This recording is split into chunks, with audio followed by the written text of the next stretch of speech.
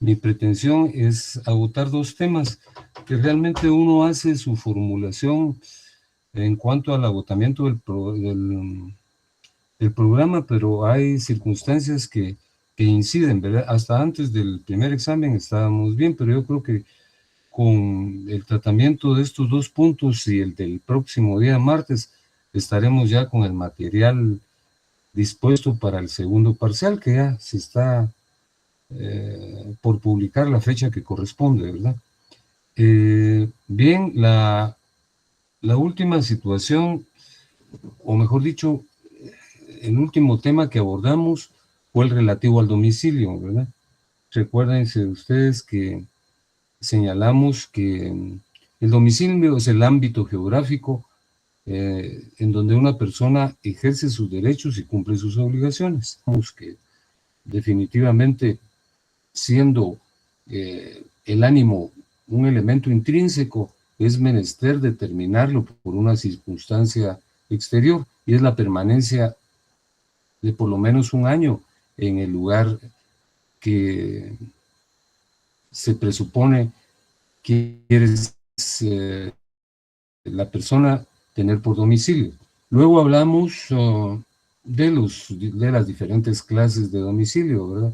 Del domicilio real o voluntario, del domicilio legal, del domicilio contractual, del domicilio de la persona jurídica, del domicilio de la persona que tiene un lugar indeterminado para ser ubicado porque realiza funciones laborales en todo el país. Y finalmente concluimos estableciendo la diferencia entre entre domicilio, residencia y vecindad. Y dijimos que el departamento es el ámbito del domicilio, que la circunscripción municipal, el municipio, es la vecindad, y que la residencia o morada es la casa donde habitamos.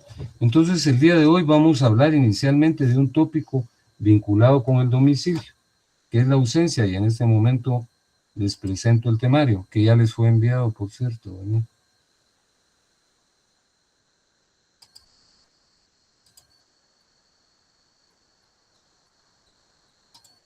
Aquí lo tenemos ya.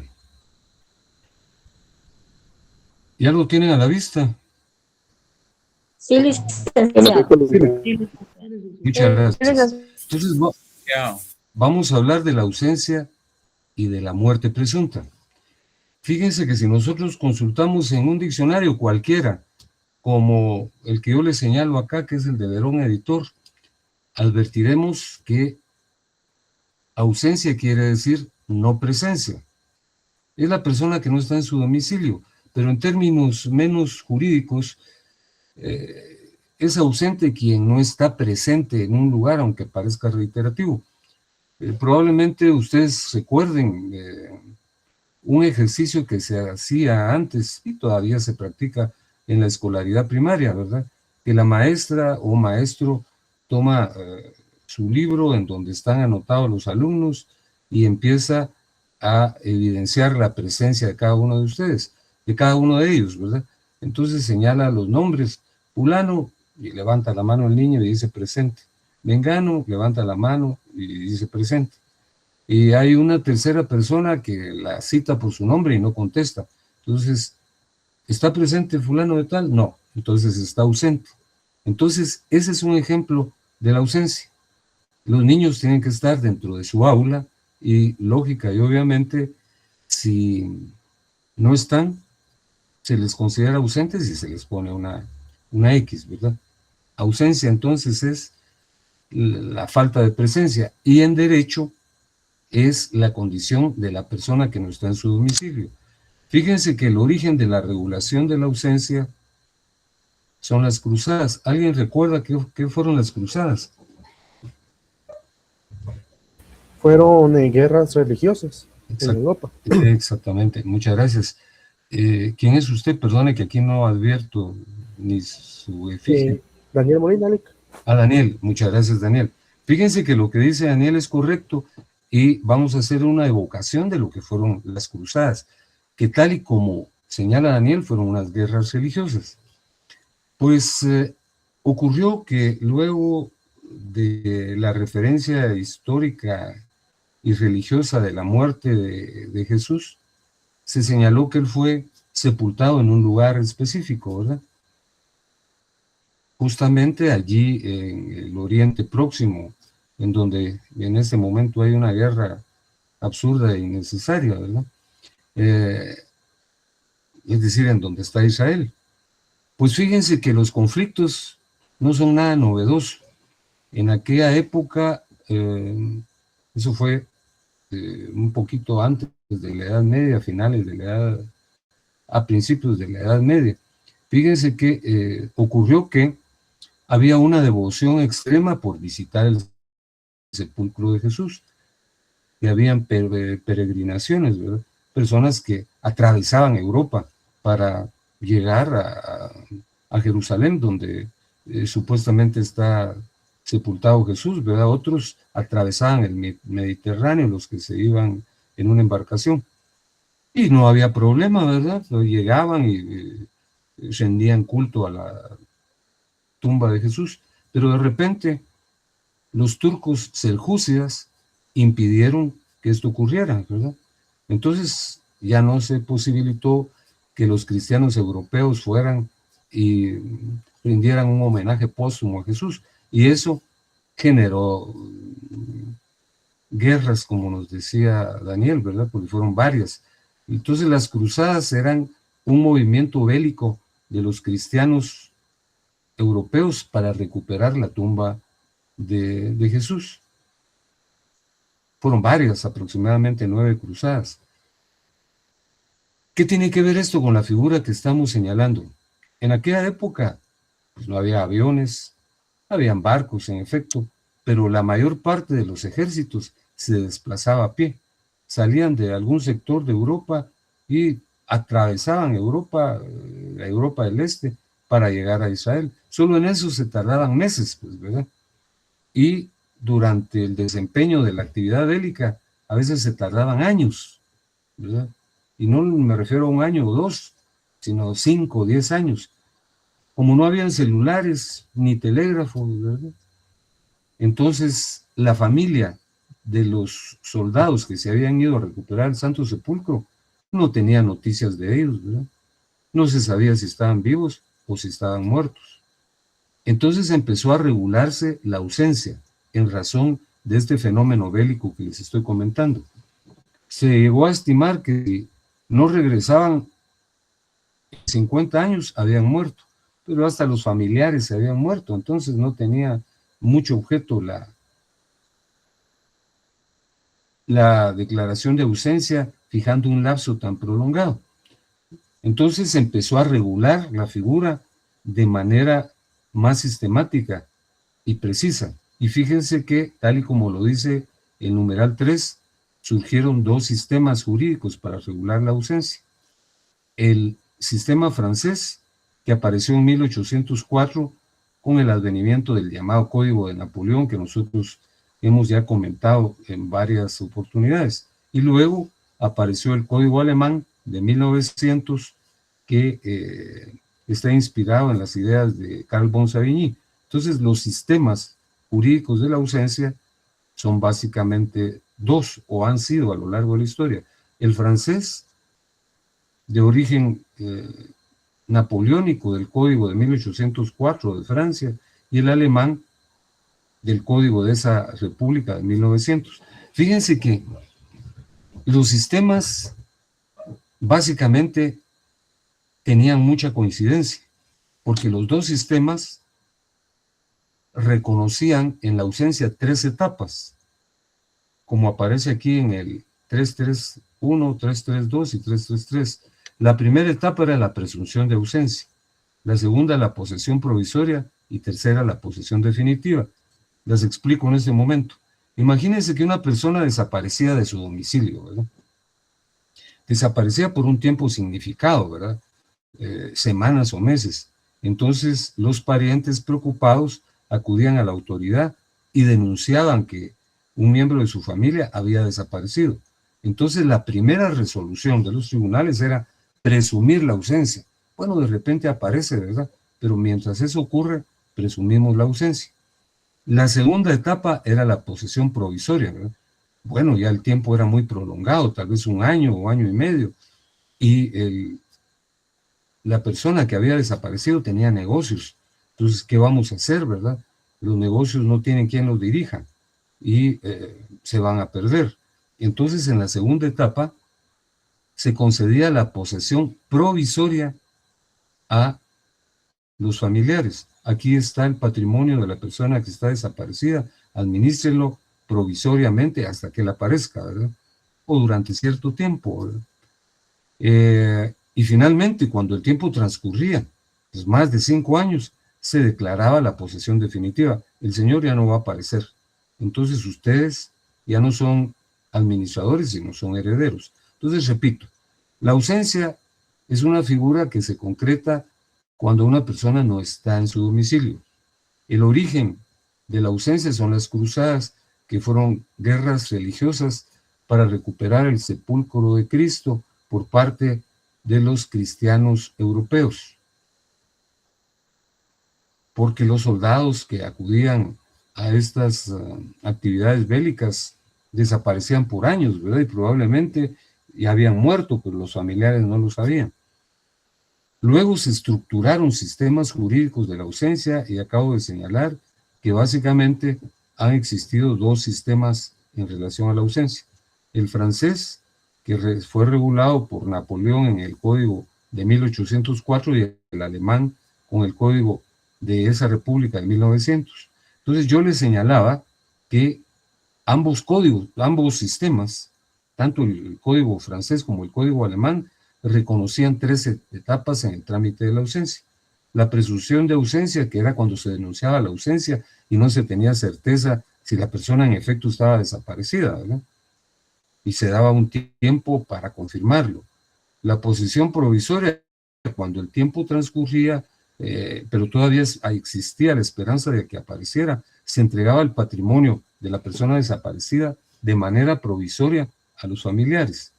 Y cuando el tiempo era ya demasiado prolongado, se le entregaba, en definitiva, ya no como administradores, sino como herederos a los familiares. Entonces, ¿qué diferencia había entre ambos sistemas si los dos tenían las mismas etapas?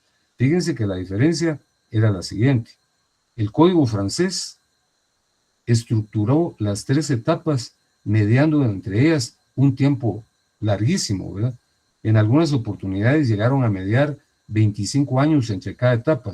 Se declaraba la presunción de la ausencia y debían transcurrir 25 años para que se declarara la posesión provisoria, y luego otros 25 años para que se declarara la posesión definitiva.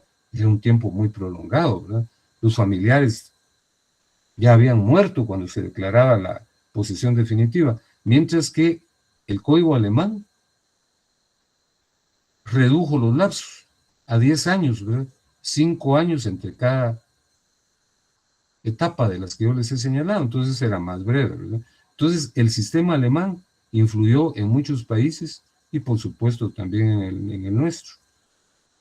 Fíjense que yo quiero que abran su Código Civil, por favor, en el artículo 42. Si me hacen el favor, ausencia que existen. Existen básicamente 3 clases de ausencia: la ausencia material, la ausencia propiamente dicha y la ausencia calificada. La ausencia material es la que está regulada en el primer párrafo del artículo 42. Leámoslo.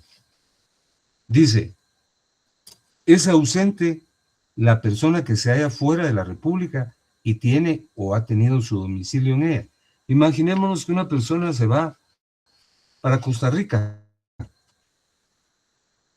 y en ese lapso lo demandan porque no ha cumplido con la obligación alimenticia con su ex esposa y con sus hijos, ¿verdad? Entonces, como el derecho de defensa es constitucional, hay que nombrarle un defensor judicial, y para ese efecto es menester declararlo ausente. Pero este primer párrafo del artículo 42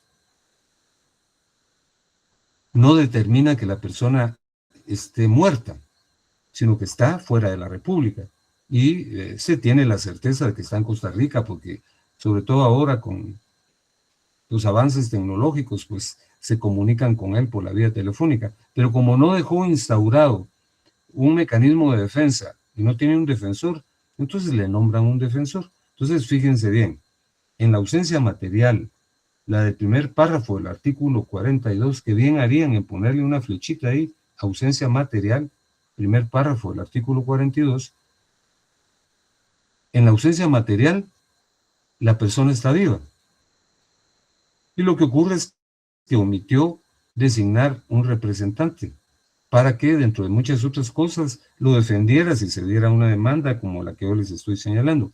Fíjense que hay que tener en cuenta que el código data de 1963, y en ese entonces, pues sí había teléfono, ¿verdad? Pero realmente hasta los servicios telefónicos eran sumamente difíciles, ¿verdad? Porque para hablar con una persona en el extranjero había que hablar a Guatemala en ese entonces y pedir una conferencia, y se tardaban un montón y a veces no se podía. Ahora eso es sumamente sencillo, y si la persona se fue a un país, por ejemplo, de Centroamérica, entonces ya puede por la vía informática resolver la situación enviando un mandato, pero esto todavía es vigente. Entonces la ausencia material se produce cuando una persona está fuera del país, pero está viva. Tenemos la certeza de que está viva. El segundo párrafo es la ausencia propiamente dicha. Leamos el segundo párrafo. Dice, se considera también ausente para los efectos legales la persona que ha desaparecido de su domicilio y cuyo paradero se ignora. No se sabe dónde está, no aparece. Entonces ya fueron a los hospitales, fueron a diversos lugares a buscarlo, y pues si lo capturaron y no aparece. Entonces su paradero se ignora. Esto es más severo, porque fíjense que aquí hay un 50% de posibilidades de que la persona esté viva y 50% de posibilidades de que la persona haya fallecido. Entonces, en este caso, se designa a un guardador para que administre los bienes que conforman el patrimonio de la persona, ¿verdad? Tal y como lo regula el artículo 40. ¿verdad? Entonces, hay que conservar los bienes, y precisamente por esa circunstancia se designa un guardador, ¿verdad? Cuando el ausente tenga bienes que deben ser administrados, dice el artículo 47, cualquier persona capaz o el Ministerio Público puede denunciar la ausencia y solicitar el nombramiento del guardador de los bienes. Eso está regulado en el artículo 47. Y finalmente tenemos la ausencia calificada. La ausencia calificada está regulada en el artículo 64. ¿Y por qué es calificada? Porque una persona desaparece en circunstancias de peligro. Vean los 3 casos que se regulan en el artículo 64. Podrá asimismo, dice, declararse, bueno, aquí estamos hablando de la muerte presunta, de la persona que desapareciere durante una guerra en que haya tomado parte o se hubiera encontrado en la zona de operaciones cuando haya transcurrido un año determinada la guerra. B, de la persona que se hubiera encontrado a bordo de un buque náufrago o al verificarse un accidente de aviación cuando haya transcurrido un año de su desaparición. Y de la persona cuyo cadáver no haya sido encontrado y hubiera desaparecido por causa de explosión, incendio, terremoto, derrumbe, inundación u otro siniestro. Aquí no se señala el lapso en el cual tiene que ser declarada, pero ahorita lo vamos a explicar. Repito entonces, las clases de ausencia existentes son 3. Las 2 primeras están reguladas en el artículo 42. En el primer párrafo del artículo 42 se regula la ausencia material, que se trata del caso de una persona que se encuentra fuera de la República y no dejó representante para que tutele sus intereses, y por eso se le nombra a un defensor, ¿verdad? Como en el ejemplo que les puse. En la ausencia le presentan una demanda, no se la pueden ni notificar porque él no está en el país, entonces los interesados piden que se le nombre un defensor judicial.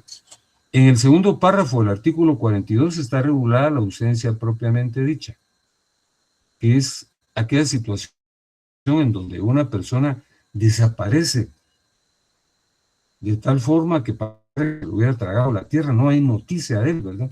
Entonces se declara la ausencia y en tanto que eso ocurre, se le nombra un guardador, ¿verdad?, para que tutele su patrimonio. Y finalmente está la ausencia calificada, que se produce cuando las personas desaparecen en circunstancias de peligro, como el que se va a una guerra y no se tiene noticia de él, o cuando iba en un buque que naufragó, o iba en un avión que tuvo un accidente, o cuando estaba en un lugar en donde hubo una explosión, incendio, terremoto, un derrumbe, etc. Se declara la ausencia. Esto, por supuesto, es menester plantearlo ante un tribunal, y el tribunal es el que procede a la declaración, ¿verdad? Tal y como se los he señalado, esto es indefectiblemente una labor judicial. Pero la ausencia conlleva que se decrete que la persona no aparece, ¿verdad?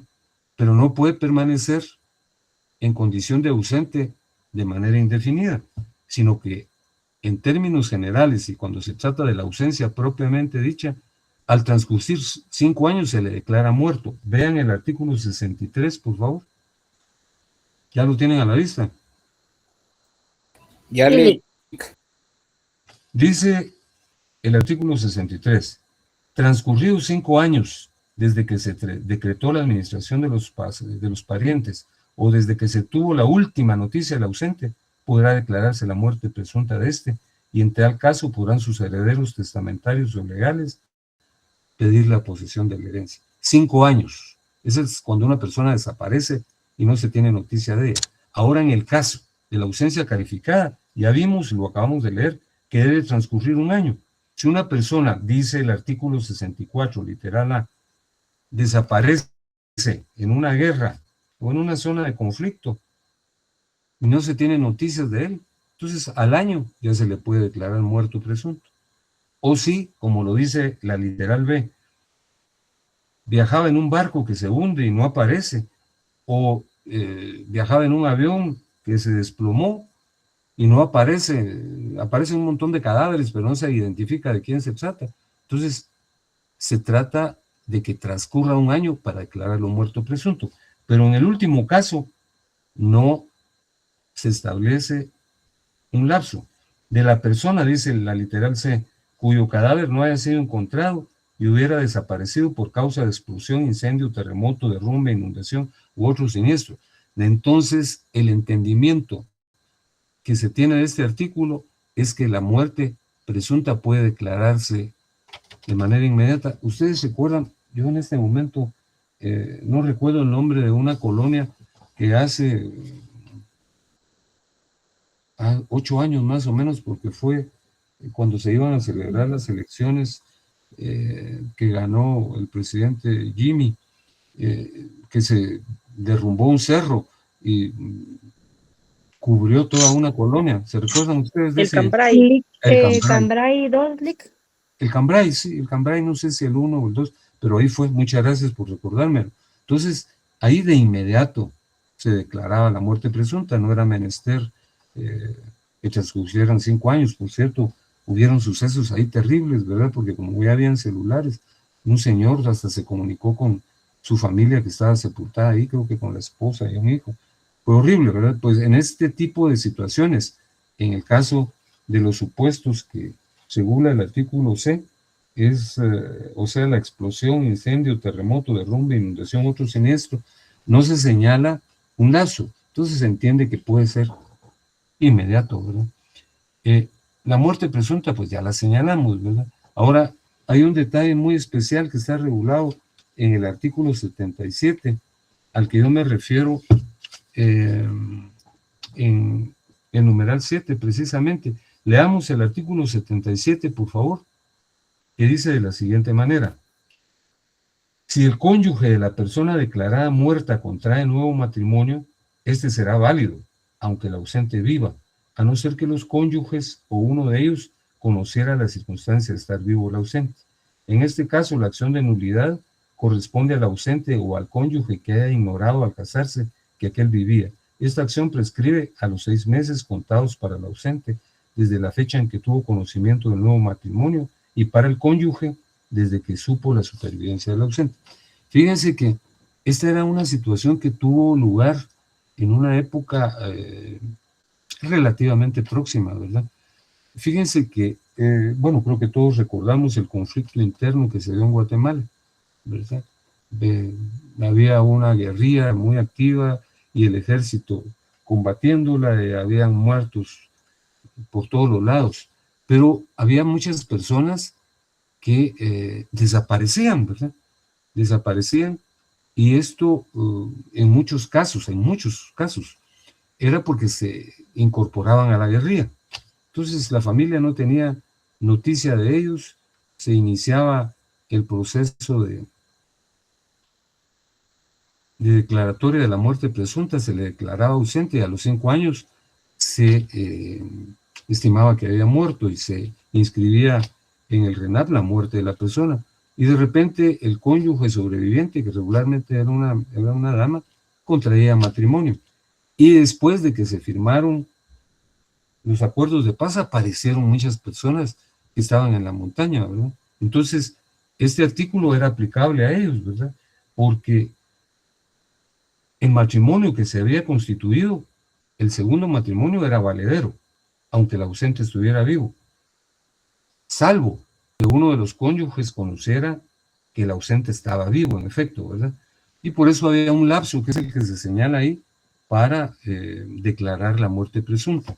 La verdad es que era muy difícil probar que alguien lo sabía, ¿verdad? Y generalmente, pues por lo menos yo conocí unos 1, 2, 3, 4 casos de que el matrimonio prevaleció, ¿verdad? Porque no se podía probar y solo en un caso se impugnó. Este es el primer tema que estamos concluyendo, ausencia y muerte presunta.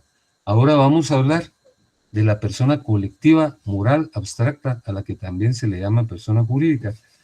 Y traigo a cuenta lo que ya les señalé el día martes. Este es un tema que ustedes ya habían estudiado en primer año, en Introducción al Derecho 1 y Introducción al Derecho 2. La persona es el ente susceptible de participar en una relación jurídica ejerciendo derechos y cumpliendo obligaciones. Pues también lo vimos. Hay un micrófono abierto, por favor. Bueno, gracias. Entonces, hay una persona natural, individual o física, que somos nosotros, los seres humanos, que tenemos presencia, ocupamos un lugar en el espacio, nos tratamos, nos miramos, ¿verdad? Pero también hay personas que son abstractas, que existen porque el legislador las creó. Y a estas se les llama personas moral, colectiva o abstracta. Pero en nuestro país, de conformidad con lo que preceptúa el artículo 15, se le llama persona jurídica. Es una denominación incorrecta porque tanto la persona individual como la persona moral son jurídicas porque nos desplazamos en el mundo del derecho, ¿verdad? Y ya les señalé que las personas jurídicas, colectivas, morales o abstractas son verbigracia la universidad, o el Estado, o las municipalidades, o las sociedades anónimas, o las sociedades colectivas, que no son entes que tengan materia, sino existen para los efectos del derecho. Veamos cómo surgieron las personas colectivas, morales o abstractas. Fíjense que en el 1.1 les hago una relación que se ubica en un periodo muy lejano, que es la prehistoria. Ya establecimos en alguna oportunidad, y lo repito ahora, que la prehistoria es la etapa en la cual no había escritura, y por lo tanto no hay ningún escrito que denuncie y evidencie los hechos que ocurrieron en esa lejana época. La historia se origina cuando surgió la escritura, porque entonces ya había referencias escritas sobre cómo, por eso sabemos lo que ocurrió en Grecia o en Roma, ¿verdad? O en Egipto, ¿verdad?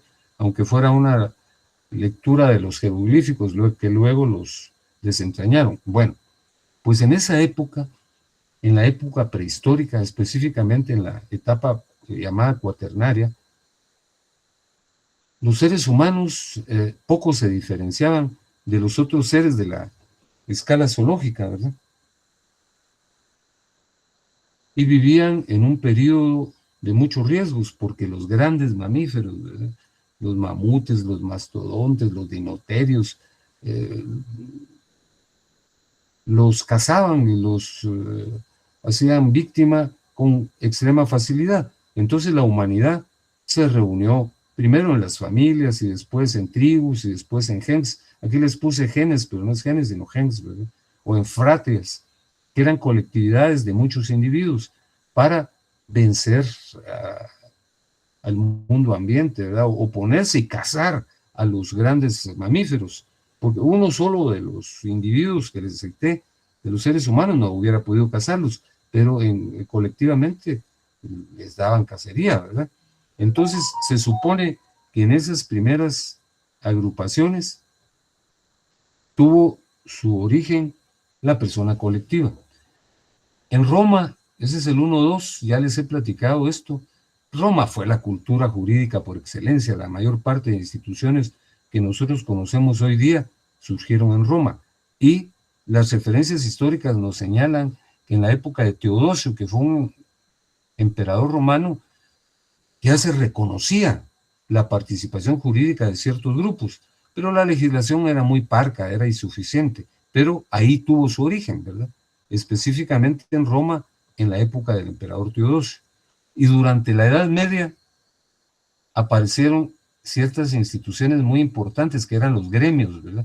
Los gremios eran grupos de obreros, de trabajadores, que se reunían de conformidad con la naturaleza de su actividad. Había un gremio de sastres, un gremio de carniceros, un gremio de panaderos, un gremio de carpinteros, para defender sus derechos, porque siempre los poderosos han asumido actitudes de irrespeto para los derechos de las personas trabajadoras, ¿verdad? Los gremios de la Edad Media son los antecedentes de los sindicatos de hoy día. Entonces, algunos señalan que no fue en Roma, sino que fue en la Edad Media.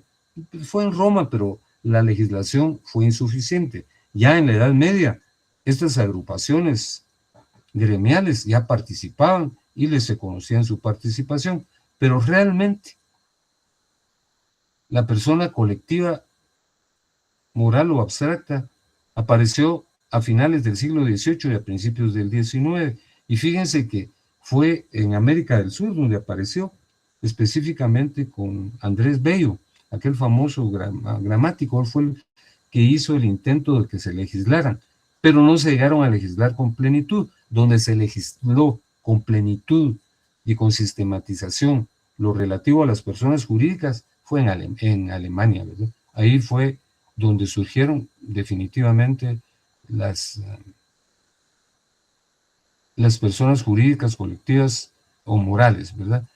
Fue el sistema alemán el que las creó. Entonces, repito, en la prehistoria, las primeras agrupaciones humanas para defenderse del mundo ambiente, de los monstruosos seres que existían en esa época, que eran los grandes mamíferos, yo les mencioné algunos, permitieron que las personas se reunieran y se protegieran colectivamente. Primero fueron las familias, después las tribus, las fatrias y las gens, que les dije que corrigieran porque yo puse genes ahí. Luego en Roma, el emperador Teodosio reconoció a ciertos grupos, pero la legislación fue insuficiente. Fue hasta la Edad Media donde se sistematizó más la participación de los grupos con el advenimiento de los gremios, que son el antecedente de los sindicatos. Pero fue hasta finales del siglo XVIII y del siglo XIX cuando en América del Sur, a través de don Andrés Bello, surgieron algunos atisbos para generar la persona colectiva, pero realmente fueron los alemanes en esa época que crearon a las personas colectivas. Hablemos de la naturaleza jurídica de las personas colectivas. Fíjense que hay dos tipos de teorías. Las teorías que niegan la existencia de las personas colectivas y las teorías que afirman la existencia de las personas colectivas. Las teorías que niegan la existencia de la persona colectiva son la teoría de la ficción, la teoría de los derechos insujetos y la teoría de la colectiva. Me voy a referir a cada una de ellas de manera breve. Si nosotros buscamos en el diccionario qué es una ficción, vamos a encontrar que este término se refiere a la fantasía. Son seres ficticios, aquellos fantásticos que no existen en la realidad, como por ejemplo Superman o Batman o Flash, están dotados de poderes extremos, así como Superman de visión de rayos X, de una fuerza extrema, etcétera, ¿verdad? O Batman o Flash, que era el padre de la velocidad. Entonces, hubo una época en que se consideró, cuando había surgido la teoría de las personas colectivas, que estas no existían, que era una fantasía de ciertos abogados. Específicamente esto lo señaló un papa, el Papa Inocencio IV, que le dijo, no, no hay personas colectivas, es una ficción. Entonces, esta tesis ya no se reconoce, pues, ¿verdad? No se puede aceptar ahora que las personas colectivas sean una ficción, porque sería como manifestar que nuestra universidad es una ficción y no es así, ¿verdad? Luego está la teoría de los derechos sin sujeto. Para explicar esta teoría es menester traer a cuenta la existencia de un personaje muy especial, que fue un Alfredo Nobel. ¿Ustedes se acuerdan quién fue Alfredo Nobel? No, licenciado, no me acuerdo. Muchas gracias. Gracias por tener la cortesía de contestarme. Alfredo Nobel fue un personaje muy especial. Inventó la nitroglicerina, inventó los explosivos, ¿verdad? Él no los inventó para producir la muerte de los seres humanos, sino para que se facilitara, por ejemplo, el derrumbe de montañas y para hacer carreteras y todo. Pero la dinamita y la nitroglicerina se convirtieron en explosivos que se utilizaron en la guerra. Entonces el relato es que Alfredo Nobel resultó tan afectado, ¿verdad?, que se murió con ese pesar en la conciencia. Yo inventé la nitroglicerina, que es un explosivo que mata a las personas. Entonces él había acumulado una enorme fortuna, era un hombre acaudalado, ¿verdad? Precisamente por esa circunstancia, al morirse, cuando se murió, dejó su patrimonio para que se estimulara la ciencia. Y de esa cuenta, año con año, la Academia Sueca otorga el premio Nobel. Por eso existe el premio Nobel, en honor a Alfredo Nobel. Entonces se otorga un premio para el médico más destacado, para el defensor de los derechos humanos más destacado, para el escritor más destacado. Aquí en Guatemala hay 2 personas que han ganado el premio Nobel. A ver quiénes son. Rigoberta Menchú y Miguel Ángel Asturias. Muy bien. Miguel Ángel Asturias y doña Rigoberta Menchú, la doctora Menchú. Entonces ella ganó el premio Nobel de la Paz, ¿verdad? Y Miguel Ángel Asturias ganó el premio Nobel de la literatura por su conocida obra. ¿Cuál fue? Señor presidente. El señor presidente, muchas gracias. Entonces fíjense que hice este relato porque ¿cómo se formó la Fundación Nobel? Con el patrimonio que destinó para ese efecto Alfredo Nobel. Era millonario, ¿verdad? Más un objeto que era buscar la paz y estimular la ciencia. Entonces, según esta tesis, las personas colectivas son la fusión de esos 2 elementos. ¿Cuáles elementos? Un patrimonio que ya no tiene titular, porque Alfredo Nobel ya se había muerto, ¿no? El patrimonio y un objetivo. Entonces, ¿qué es para ellos la persona colectiva, moral o abstracta? La fusión de 2 elementos. El patrimonio de una persona que ya no existe, pero que lo destinó en su testamento a concretar un objetivo, ¿verdad? Y ese objetivo es buscar la paz del mundo y estimular la ciencia. Esa es la teoría de los derechos sin sujetos. Y en tercer lugar está la teoría de la colectividad, que dice de la propiedad colectiva, que no existe la persona colectiva, dicen, sino lo que existe es la propiedad. Imagínense que hay un papá que se muere y designa herederos a 3 hijos y les transmite por herencia un bien inmueble, ¿verdad? Un bien inmueble de varias manzanas. Todos son copropietarios, pero designan a una persona que los represente. Entonces, esta teoría dice la propiedad no existe, dice, ¿verdad? No existen las personas colectivas, sino lo que existe es la copropiedad. Y cuando se da la figura que estamos examinando, que es la de las personas colectivas, cuando hay un bien que pertenece en copropiedad a varias personas y nombran un representante. Entonces, estas son las teorías que niegan la existencia de la persona jurídica. La primera teoría considera que es una ficción, una fantasía. La otra dice que no existe, sino lo que existe es un patrimonio de una persona que lo transmitió para que se concretara un fin, que es la búsqueda de la paz, como en el caso de Alfredo Nobel. Y la tercera teoría es la que señala que no hay persona colectiva, moral o abstracta, sino lo que existe es la copropiedad, la propiedad colectiva. Cuando hay varios propietarios de un bien, entonces allí surge un representante, entonces se dice que esa es una persona colectiva, pero no es eso, dicen estas teorías. Estas teorías ya no son aceptadas, por supuesto, porque ahora están las teorías realistas, que son las que sí aceptan la existencia de las personas colectivas.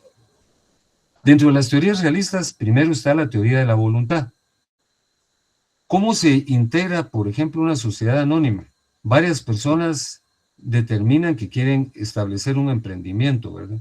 Ahí en la facultad, varios de ustedes dicen, miren, instauremos un restaurante en donde se venda una buena comida, porque aquí hay muchos problemas con la comida, no se cuida la higiene, me refiero a la ciudad universitaria, y se reúnen varios estudiantes de la sección I, hacen un aporte y conforman una sociedad anónima.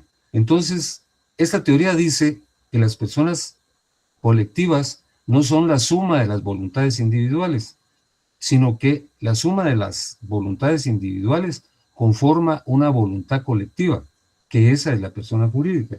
Fíjense que es cierto en alguna medida lo expuesto por esta teoría, porque pueden haber 6 socios en una sociedad anónima, ¿verdad? Uno se murió, otro lo expulsaron, otro se retiró, pero la persona colectiva sigue existiendo, porque es una persona diferente a los socios. Entonces la persona colectiva no es la suma de las voluntades individuales, sino, como les consigno aquí, es una voluntad colectiva. Otra teoría, que es la teoría organicista, pretende explicar la existencia de las personas jurídicas, señalando que las personas colectivas tienen órganos, igual que los seres humanos. Hay una parte de esta teoría que es la teoría simplista, ¿ve? Es la naturalista pura, que dice, no, las personas jurídicas tienen órganos, igual que los seres humanos, por ejemplo, dice. Veamos el Estado. El Estado tiene una cabeza, un cerebro. ¿Quién es? El presidente de la República. A ver si será cierto, ¿verdad? Pero hay una cabeza que es el presidente de la República. Un corazón que es la capital. Y un sistema nervioso que es la red de comunicaciones. Pero esta es una teoría muy simplista que ya es rechazada, ¿verdad? Porque es una equiparación poco lógica. Sin embargo, la teoría organicista dice, sí, la organicista evolucionada, es la que dice, las personas colectivas tienen órganos, pero no son semejantes a los seres humanos, sino son órganos de dirección, como la Universidad de San Carlos, por ejemplo, o un banco, les puse aquí. Pero les pregunto yo, ¿cuál es el órgano supremo de la Universidad de San Carlos? ¿El Consejo Superior Universitario? El Consejo Superior Universitario. ¿Cómo está conformado el Consejo Superior Universitario?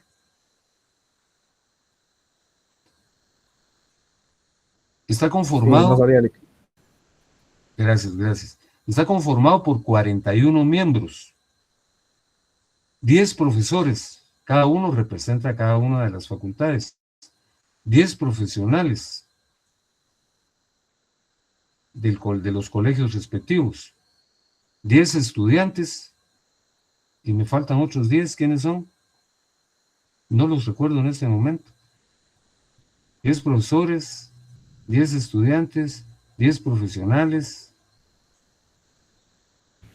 Bueno, me faltan otros 10 y son presididos. Ah, y los 10 decanos, muchas gracias. Muy fino, fíjense, me estaba olvidando.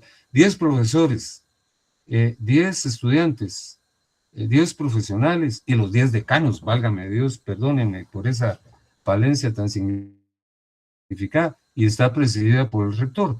Entonces, como ustedes pueden ver, la universidad no tiene órganos como los seres humanos, sino hay órganos de dirección, o en un banco es la junta directiva, ¿verdad? O el consejo directivo. Entonces, esta es una tesis que en muchas legislaciones se acepta. Y luego está la teoría de la realidad. Esta es la que todo mundo proclama como valedera. Bueno, no todo mundo, pero la mayor parte. Esta fue proferida por don Francisco Ferrara. Entonces él dice, oigan este razonamiento tan sencillo. Miren, las personas colectivas, morales o jurídicas sí existen, pero no existen en el mundo real, en el mundo de los seres humanos que no tienen cuerpo. Existen en una dimensión diferente, existen en el mundo jurídico. Y en el mundo jurídico pueden ejercer derechos y cumplir obligaciones. Esta es la teoría valedera. Estas otras teorías fueron discutidas, la teoría de la voluntad, ¿verdad? Que es una voluntad colectiva que ha surgido de las voluntades individuales de los socios, pero es diferente. Luego tenemos la teoría organicista simple, que se refiere a que definitivamente tienen órganos equivalentes a los de los seres humanos, como cabeza, como sistema nervioso, sistema circulatorio, pero eso no es cierto. Y luego está la teoría organicista evolucionada, en donde las personas colectivas, morales o abstractas tienen órganos, pero son órganos de dirección diferentes a los humanos, pero la teoría de la realidad es la que se acepta, fue proferida por don Francisco Ferrara, que dice que las personas colectivas, morales o abstractas o jurídicas existen, pero en una dimensión diferente, que es la dimensión jurídica, no existen en la dimensión de los seres humanos. Ahora miremos la clasificación de las personas colectivas. Hay muchos puntos de vista, pero yo les incluí los más importantes.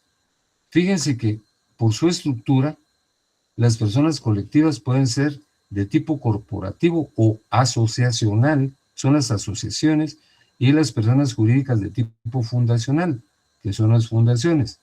En las personas jurídicas de tipo corporativo o asociaciones, aquí el elemento básico son las personas, y las personas se reúnen para tutelar sus derechos, como los sindicatos, ¿verdad? Se supone que los sindicatos no pretenden enriquecerse, sino pretenden defender los derechos de los trabajadores. El fundamento de este tipo de agrupaciones de las personas jurídicas corporativas son los seres humanos, que se agrupan, repito, para defender sus derechos. Y luego tenemos las personas jurídicas de tipo fundacional, como las que ya les señalé de la Fundación Nobel, ¿verdad? En donde lo más trascendente no son los seres humanos, siempre lo es, ¿verdad? Pues lo son, pero aquí lo importante es que haya un patrimonio para que se concrete un fin, como el que yo les señalé. Por el fin que pretenden concretar, hay personas colectivas privadas y personas colectivas públicas. Las personas colectivas privadas son las que surgen de intereses privados, así como les señalaba hace un momento, ¿verdad? Un grupo de alumnos o un grupo de profesores se reúne para instaurar un negocio de venta de comida en la universidad, ¿verdad? Y se constituyen en una asociación civil o en una sociedad colectiva o en una sociedad anónima, pero para perseguir fines particulares que son los lucrativos, ¿verdad? Pretendemos ganar vendiendo comida. Y las personas jurídicas públicas son las que forman parte del esquema estatal, ¿verdad? Y su finalidad es atender y resolver necesidades colectivas, ¿verdad? Una persona jurídica pública será el Ministerio Público o el Ministerio o los ministerios, ¿verdad? Que son entes que tienen un objetivo básico señalado en la Constitución. Por su procedencia, las personas colectivas pueden ser nacionales e internacionales. Las personas colectivas nacionales son las que son constituidas dentro de un país y concretan una función específica, ¿verdad? que pueden ser públicas, como la Universidad de San Carlos, es nacional, ¿verdad? O los bancos, ¿verdad? Que son personas jurídicas nacionales, e internacionales, que son entes que surgen para tutelar y velar y concretar intereses internacionales, como la Organización de los Estados Americanos o la Organización de las Naciones Unidas. Y finalmente, por la voluntariedad, hay personas jurídicas voluntarias que son las privadas, ¿verdad? Surgen porque desean reunirse voluntariamente para perseguir fines de lucro generalmente, y las personas jurídicas necesarias son las públicas, ¿no? Son las estatales, y tienen como propósito atender necesidades sociales, como la seguridad social, ¿verdad? Como el ICS. Esa es una persona jurídica necesaria. Ahora veamos lo relativo a la creación de las personas colectivas. ¿Qué dice mi código? Aquí está. La creación de las personas colectivas. ¿Cómo se crean las personas colectivas? Fíjense que las personas colectivas privadas, las personas colectivas morales o abstractas privadas, se crean de una manera muy especial, y nosotros los abogados tenemos que ver con eso, ¿verdad? Porque cuando, por ejemplo, les ejemplificaba yo, cuando 6 personas se reúnen, 6 estudiantes o 6 profesores, para crear una sociedad, instaurar un negocio de venta de comida, es menester acudir con un notario, ¿verdad? Vamos con el notario constituye la sociedad y la inscribe en donde corresponde, ¿verdad? Que es el registro mercantil. Entonces, esas son las personas jurídicas privadas. Fíjense cómo son creadas. Son creadas por personas individuales, por la vía notarial. Hay que acudir a un notario. Y por aparte están las personas colectivas públicas. Las personas colectivas públicas son creadas por un acto de legislación. Las crea el Congreso de la República a través de la emisión de una ley que se llama ley orgánica. Por ejemplo, el Ministerio Público fue creado por una ley específica, que es su ley orgánica. Y la mayor parte de personas colectivas públicas han sido generadas pues, de esta manera, ¿verdad? Fíjense que las personas colectivas morales o abstractas